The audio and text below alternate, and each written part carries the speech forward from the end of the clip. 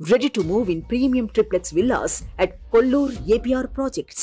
ఏపీలో talk of the state అయిన P Gannavaram నియోజకవర్గం నుంచి జనసేన అభ్యర్థి పోటీకి దిగుతున్నారు. నిజం మీరు విన్నది. పి గన్నవరం నుంచి గిడ్డి సత్యనారాయణ పోటీ చేస్తున్నారని జనసేన అని పవన్ కళ్యాణ్ కొద్దిసేపటి క్రితమే ప్రకటించారు.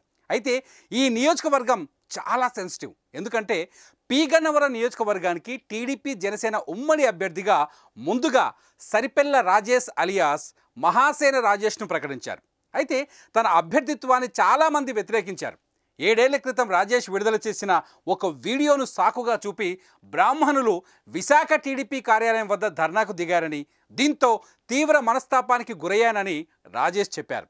ఈ పరిణామాలను ప్రస్తుత ఎన్నికల్లో టీడీపీ జనసేనకు నష్టం కలిగించేలా ఉన్న దృష్ట్యా పోటీ నుంచి తప్పుకుంటున్నట్లు రాజేషే ప్రకటించారు. అంతేకాదు వైసీపీపై విమర్శలు గుప్పించారు రాజేష్. తాను ఎన్నికల్లో పోటీ చేయడానికి వీలు లేక జగన్ చేస్తున్న కుట్రల్లో భాగమే ఈ పరిణామాలు అంటూ మండిపడ్డారు. అంతేకాదు కుల రక్కసి చేతిలో నేను బలయ్యానంటూ చెప్పుకొచ్చారు. అయితే ఈ నియోజకవర్గం నుంచి తిరిగి టీడీపీ అభ్యర్థి బరిలోకి నిలుస్తారని అందరూ అనుకున్నారు. అనూహ్యంగా జనసేన అభ్యర్థి బరిలోకి దిగడం ఇక్కడ గమనార్హం. అయితే హైదరాబాద్లో పోలీస్ అధికారిగా పనిచేసిన గిడ్డి సత్యనారాయణ 2 నెలల క్రితం జనసేనలో చేరారు. గిడ్డి సత్యనారాయణకు ఎన్నికల నియమావళి నిబంధనలతో కూడిన పత్రాలను పవన్ కళ్యాణ్ అందజేశారు.